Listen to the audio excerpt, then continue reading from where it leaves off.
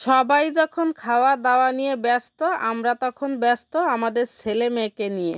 যেহেতু আমরা অনেক দেরিতে এসেছি তাই সবাই খাচ্ছে আর আমরা বসে বসে দেখছি আর মজা করছিলাম। দেখেন সবাই কত মজা করে খাচ্ছে। আসলে খাবারগুলো এত মজা হয়েছিল, জায়গাটা যত সুন্দর খাবারটা ততটাই মজা ছিল। এবার বলেন তো আপনারা কে কে বাগেরহাট চন্দ্রমহল গিয়েছেন? আমি কিন্তু এর আগেও অনেকবার গিয়েছি। যখন বাগেরহাটে পড়াশোনা করেছি তখন হচ্ছে মাঝে মধ্যে অনুষ্ঠান হলে কলেজ বাসে আমাদের এখানে নিয়ে যাওয়া হতো।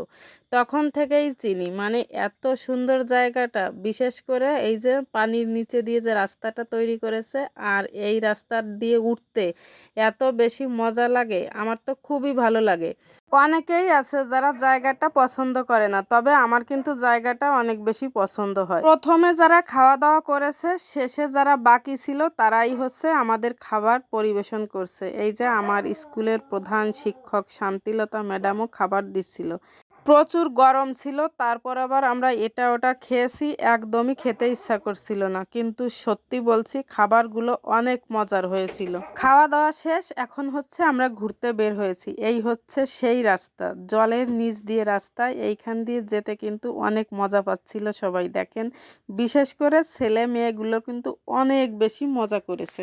ওরা তো এই রাস্তা দিয়ে যাবার সময় একদমই বের হতে চাচ্ছিল না, কিন্তু জায়গা যেহেতু অল্প, বের না হলে অন্য লোকজন ঢুকবে কি করে, তার কারণে ওদের তাড়াহুড়ো করে আমি বের করে নিয়েছি। কিন্তু এই যে দেখেন আমার ছেলে বারবার ধরতে চাচ্ছিল আর দেখতে চাচ্ছিল সত্যি জল কিনা, কাঁচ দিয়ে ঘেরা তো, ও একদমই বিশ্বাস করতে চাচ্ছিল না।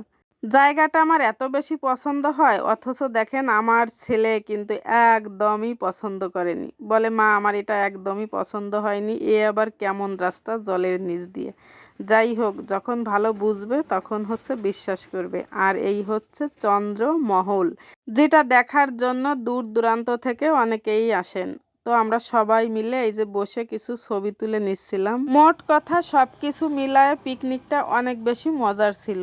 আর একটা কথা বলি, ভয়েস যখন দিচ্ছিলাম তখন হচ্ছে দিনের বেলা, তো চারপাশে অনেক কিছুর আওয়াজ আপনারা শুনতে পারবেন।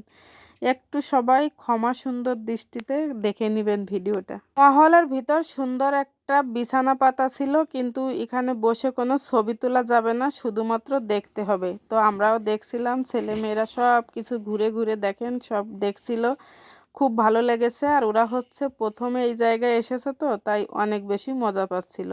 তো যাই হোক, পিকনিকের যেহেতু অনেক ভিডিও হয়েছে তাই আপনাদের সাথে একটু একটু করে শেয়ার করছি। যদি একসাথে শেয়ার করতাম তাহলে ভিডিওটা অনেক বড় হয়ে যেত, সবার দেখতে অনেক বেশি কষ্ট হতো, তার কারণে আমি একটু একটু করে শেয়ার করছি। ভিডিওগুলো কেমন লাগছে অবশ্যই সবাই কমেন্ট করে জানাবেন। তো আজকের ভিডিওটাও এই পর্যন্ত।